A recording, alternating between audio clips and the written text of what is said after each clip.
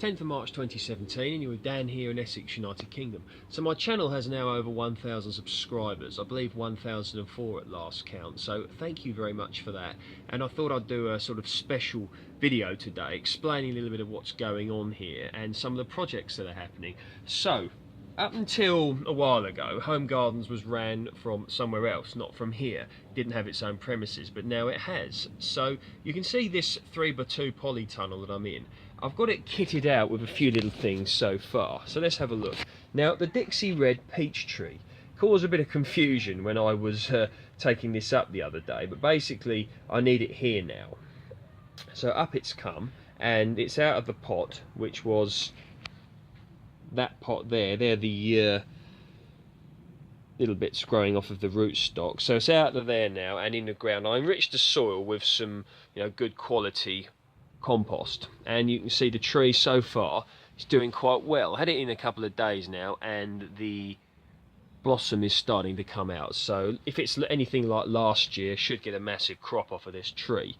Now over here, this is the Stella Cherry minaret that I had outside. Now, to cut a long story short, I didn't have any room for it outside, and it's now in here. A few reasons for that. The biggest reason being the fact that I can keep it in here and keep the birds off of the fruit that will hopefully come. And I want to be able to keep a close eye on this, because where it was before, I was given this and it never really thrived. And what I want it to do is to put up some nice little sort of spurs that side in order to get some fruit off of it and make a better shape to it. Now, I don't know how this is going to do. If it doesn't do very well, it will go. But I want to give it a good chance in here, and we will see how it does. So, as a minaret, it won't get very big. It'll sort of just branch out really to the sides. And if you think of how it works, if you think of this as like one branch from a big tree, and then the fruit will come off of that branch, and that's how it will be. You have to keep it pruned into this nice shape, and that's how I intend to keep it.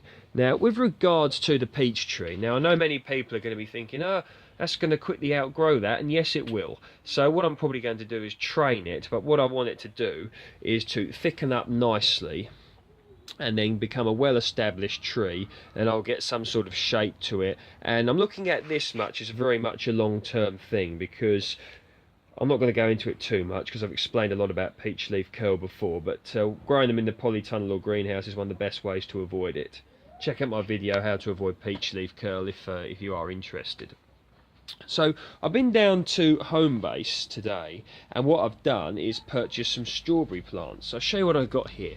Now, I've got Cambridge Favourite, which is an early variety. I've got a couple of them, so there's 3 there and there's 3 there, so that's 6.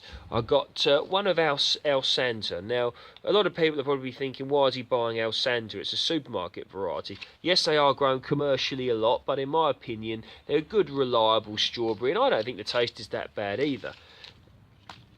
So, Honey-O is another early strawberry, which I got one of them, and I got Symphony. I got 2 of them, so that's 6 plants, and these are late ones, and these were £1.97 for 3 plants, which I don't think is too bad for good quality plants.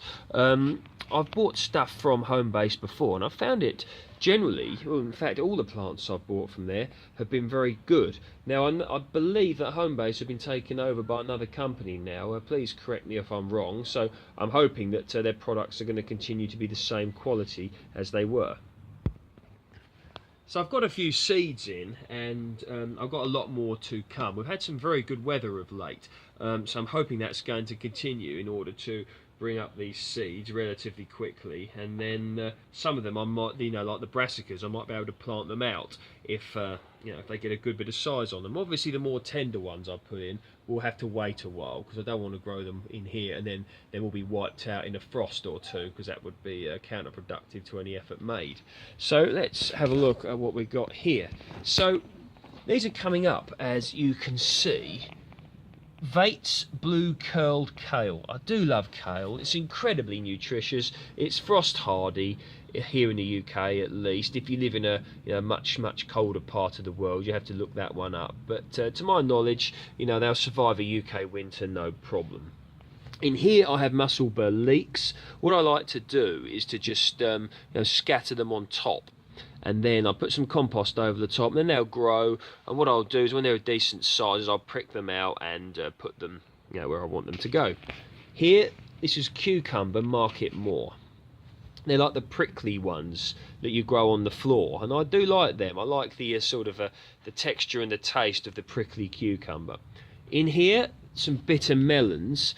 Now, I do love these. My long-term viewers will be well aware of me growing these, but they're not normally grown here. They're normally grown in tropical, subtropical, hotter parts of the world, but they're said to have medicinal qualities for sufferers of type 2 diabetes. So I have to check that one out for yourself. I'm not going to say yes or no on that one because I'm unaware, but there is research to suggest they can be beneficial, so you might want to check that one out. And they grow readily here if you look after them properly and give them the best conditions you possibly can.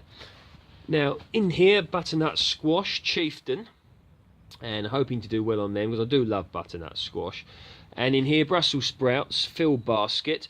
And in these, I think I got I got some more butternut squash in here, and in these I put, this was it, courgette, Striato d'Italia.